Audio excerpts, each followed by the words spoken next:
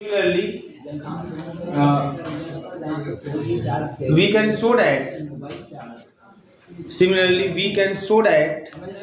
the set of natural number has no limit point. उसका limit point नहीं होता set of natural number के पास, has no limit point. We can show that the set of natural number has no limit point. Clear है? कोई भी आप number ले लीजिए, कोई भी नंबर आप ले लेंगे, है ना, चाहे वो सेट ऑफ नेचुरल नंबर का ही एलिमेंट हो चाहे उसके बाहर का एलिमेंट हो, कोई भी एलिमेंट आप ले लेंगे, है ना, वो लिमिट पॉइंट के रूप में काम नहीं करेगा. क्योंकि अगर आप ऐसा लेते हैं तो क्या करना होता है, जो भी जिसको भी लिमिट पॉइंट के रूप में देखना चाहते हैं, है ना, उसको सेंटर मानकर हम किसी भी रेडियस का स्फीयर खींचें, हर एक sphere set of natural number के इनफाइनाइटली मेनी पॉइंट को कंटेन करना चाहिए. अब ऐसा नहीं हो सकता, हर एक स्फीयर नहीं कर सकता, इसीलिए कोई भी नंबर जो है सेट ऑफ नेचुरल नंबर का लिमिट पॉइंट नहीं हो सकता. Similarly set of whole number has no limit point, set of integer has no limit point. लेकिन जब बात आती है सेट ऑफ रेशनल की मैंने कल समझाया था, सेट ऑफ रेशनल के लिए हर एक रियल नंबर लिमिट पॉइंट का काम करता है. क्योंकि अगर आप कोई रेशनल नंबर भी लोगे आप, तो जब उसके अबाउट स्फीयर खींचोगे तो ओपन स्फीयर खींचोगे तो open sphere as an open interval मिलता है in the case of usual metric space, और उस ओपन इंटरवल में infinitely rational number, infinite irrational number, और इस वजह से जब उसका रेशनल के साथ इंटरसेक्शन लोगे तो आपको इनफाइनाइटली मेनी पॉइंट्स आपको इंटरसेक्शन में मिल जाएंगे. इसलिए हर एक रेशनल नंबर, इस तरह से इरेशनल नंबर भी अगर आप लोगे जो कि उसके बाहर का एलिमेंट है, रेशनल नंबर के सेट के बाहर का एलिमेंट इरेशनल नंबर है, उसको भी लोगे तब भी उसको सेंटर मानकर कोई स्फीयर खींचोगे आप, है ना, तो उस स्फीयर वो स्फीयर आपको एज एन ओपन इंटरवल मिलेगा, और फिर उसमें infinitely rational number, infinite irrational number मिलेंगे, और उसका सेट ऑफ रेशनल के साथ जब इंटरसेक्शन लेंगे तो फिर आपको मिलेगा, है ना, इंटरसेक्शन में इनफाइनाइटली मेनी पॉइंट मिल जाएंगे. तो सेट ऑफ रेशनल के लिए चाहे रेशनल नंबर ले लो कोई भी आंख मूंद कर, चाहे इरेशनल नंबर कोई भी ले लो आप, है ना, आपको सेट ऑफ रेशनल नंबर के लिए सेट ऑफ जो रेशनल और इरेशनल दोनों होते हैं, ये सब के सब हर पॉइंट जो है वो लिमिट पॉइंट की तरह काम करेंगे. मतलब पूरा real number set of rational के लिमिट पॉइंट का काम करता है. जैसे हमने समझाया था पिछले वाले में, ठीक है ना, बाकायदा रूट 2 सब कुछ लेके समझाया था. और उसके बाद इसी तरीके से सेट ऑफ इरेशनल के लिए भी पूरा रियल नंबर जो है लिमिट पॉइंट की तरह काम करता है. सेट ऑफ रियल के लिए भी जो आपके सभी रियल नंबर होते हैं वो लिमिट पॉइंट का काम करते हैं. बात समझ में आ रही है? मैंने आपको समझाया था एक चीज और कि किसी भी सेट के लिए, किसी भी सेट के जितने भी लिमिट पॉइंट होंगे, है ना, जितने भी लिमिट पॉइंट होंगे उन सभी लिमिट पॉइंट के कलेक्शन को या सेट को हम लोग बोलते हैं डिराइव्ड सेट, है ना.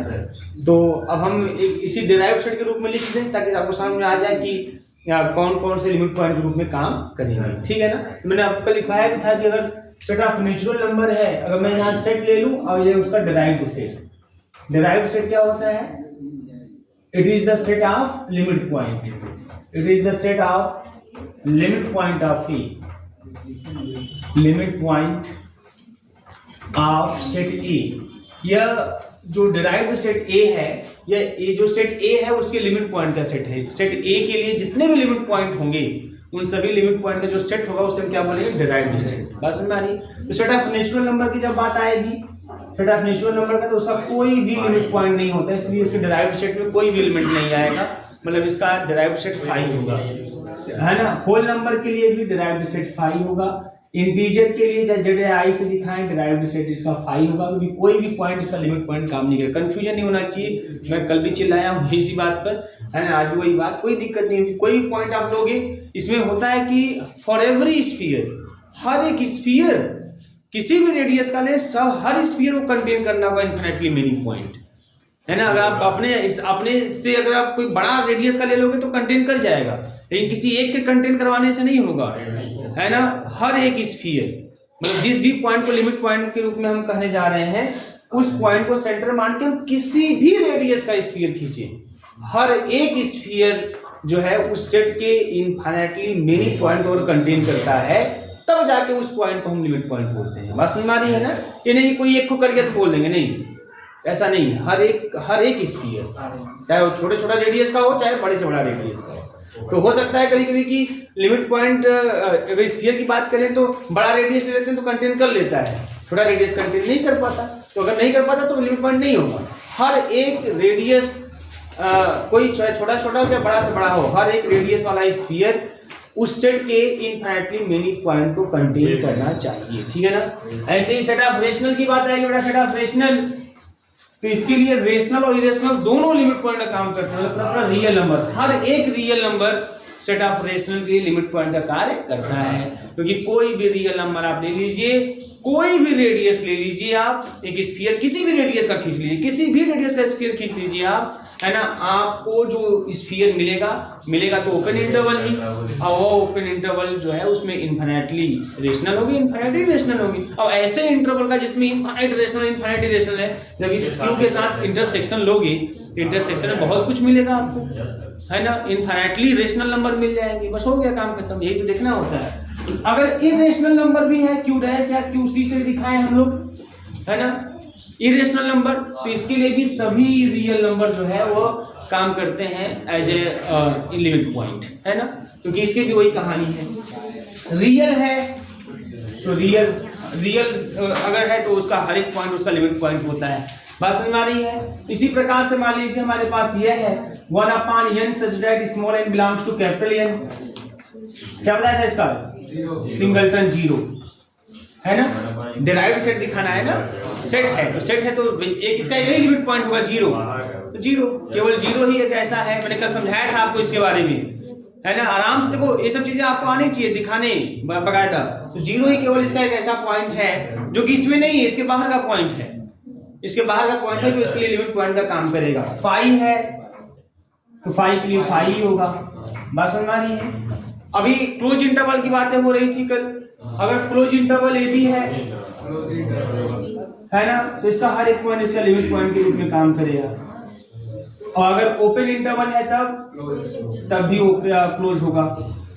क्लोज होगा, क्योंकि भाई आप अगर ए बी इसमें नहीं है लेकिन फिर भी ए बी इसका लिमिट पॉइंट के रूप में काम करेगा, कंफर्म काम करेगा। क्योंकि अगर ए को भी लोगे सेंटर मान के स्फीयर खींचो, कितना भी छोटा सा रेडियस खींचोगे ना, कुछ तो ए के अंदर आओगे, ए के अंदर जितना आओगे इसमें पाओगे आप, इसमें पाएगा, बस में ना। अब वो जितना आएंगे आप अंदर उतने में ही तो इनफिनिटली मेनी पॉइंट कंटेन हो जाएंगे, ठीक है ना। ऐसे ही इस तरीके से अगर हम इसकी बात करें तो इसका भी वही होगा, है ना, अगर हम इसकी बात करें तो इसका भी वही होगा। बात समझ में आ रही है ना। इसके सब कुछ आपको पता होना चाहिए और बकायदा इसका एक्सप्लेनेशन भी आपको आना चाहिए, इसमें कोई डाउट नहीं, नोट कर लीजिए। तो मैं ऐसे दिखा रहे बता सबको, क्या बात है, पसंद आ रहे हैं आपको, क्या बात है। अगर मान लीजिए इसी में बहुत बढ़ा लूं, ये भी दिखाया मैंने, कोई दिक्कत ना आपको, कोई फाइनाइट सेट होता, कोई फाइनाइट सेट होता, हाँ कोई फाइनाइट सेट,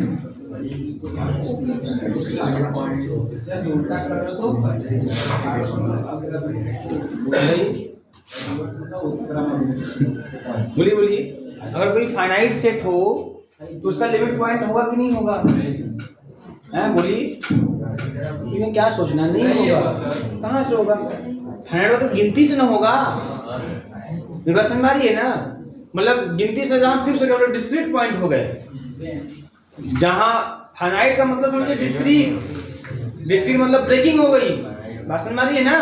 अब ऐसे समझिएगा यहाँ पे, और इनफाइनाइट का मतलब होता है कंटिन्यूअस, बात में इनफाइनाइट मतलब होता है कंटिन्यूअस, मतलब कि ब्रेकिंग नहीं है, और जब ब्रेकिंग नहीं है तब आपको कंफर्म मिलेगा, बात समझ में आ रही है। अब ब्रेकिंग हो गई तो बस जितना ब्रेकिंग होगा, बीच में जितना गैप होगा, हम उससे भी कम रेडियस ले लेंगे, एक को नहीं कंटेन कर पाएगा, एक को इंटरसेक्शन में नहीं आएगा, बात समझ रही है। जैसे भी एक और एक के बाद मान लीजिए फाइनाइट सेट में 2 आ गया, ये फाइनाइट सेट है। अब एक या कोई भी पॉइंट आप ले लीजिए, कोई पॉइंट ले लीजिए, इसका लिमिट पॉइंट नहीं बन पाएगा, बात समझ में। नेचुरल नंबर में देखे थे ना आप लोग, कोई भी ले लीजिए, मान लीजिए एक ही ले लूँ तो एक अगर ले लेंगे तो हम रेडियस लेते हैं 0.1 ले लेंगे, जब रेडियस 0.1 ले लेंगे तो जो ओपन स्फीयर बनेगा वो क्या बनेगा, 1 - 0.1 और 1 + 0.1, तो ओपन स्फीयर बन जाएगा आपका 0.9 और 1.1। बताओ इसके कुछ इंटरसेक्शन में कुछ मिलेगा क्या, मिलेगा नहीं मिलेगा,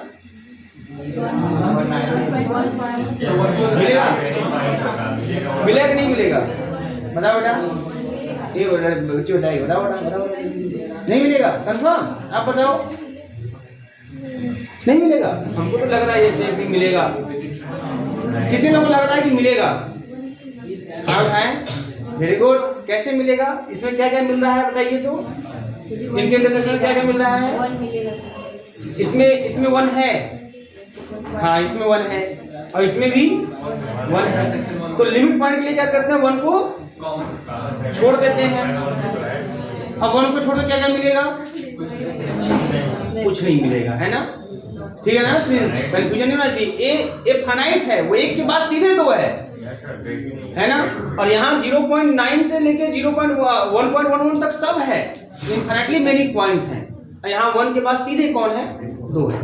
तो 1 के बाद यहाँ इन दोनों में खाली कॉमन 1 होगा, लेकिन लिमिट पॉइंट के लिए क्या करते हैं? उस पॉइंट को छोड़कर, जिसको लिमिट पॉइंट है उस पॉइंट को छोड़कर। तो आराम से जब भी फाइनाइट होगा ना, तो कोई बाहर से भी कोई पॉइंट लोगे तब भी कुछ नहीं होने वाला है। रेडियस आपके हाथ में है, क्योंकि नियम होता है ना कि हर एक रेडियस के साथ होल्ड होना चाहिए।